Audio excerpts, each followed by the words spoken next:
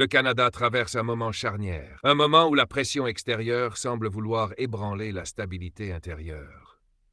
Le décret des taxes imposé par Donald Trump n'est pas seulement une décision économique, c'est un choc politique, une tentative de domination économique et pour certains, une menace à l'identité même de la nation.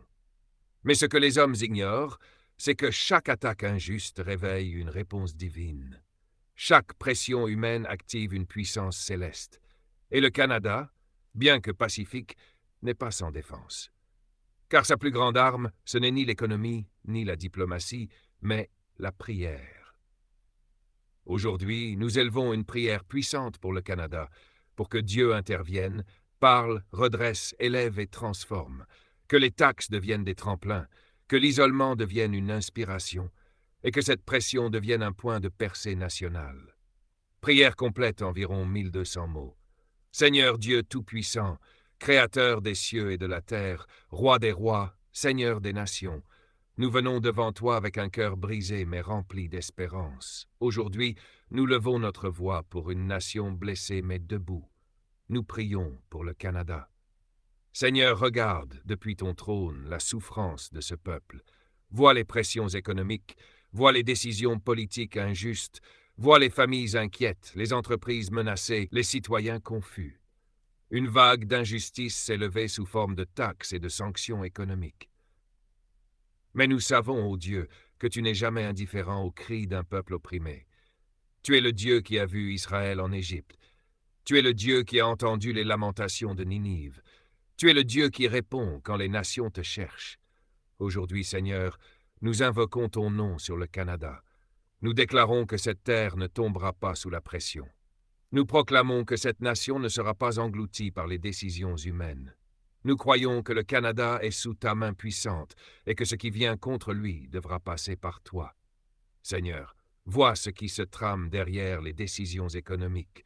Vois les manœuvres politiques, les calculs d'influence, les esprits de domination. Expose, Seigneur, tout ce qui est caché, dénonce ce qui est corrompu, révèle ce qui est injuste, mais plus encore, Seigneur, interviens surnaturellement. Fais entendre ta voix dans les palais présidentiels, fais trembler les fondements des accords humains, brise les alliances de l'ombre, annule les pactes économiques destructeurs. Nous prions pour les dirigeants canadiens.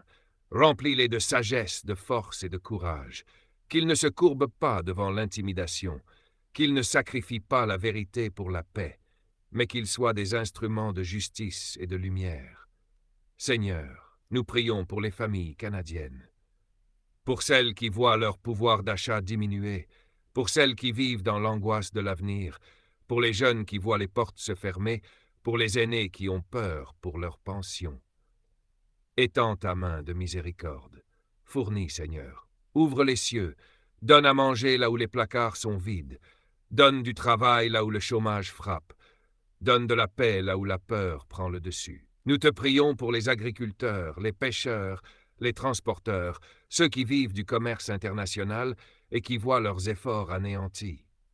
Souviens-toi d'eux, Seigneur. Multiplie leurs ressources.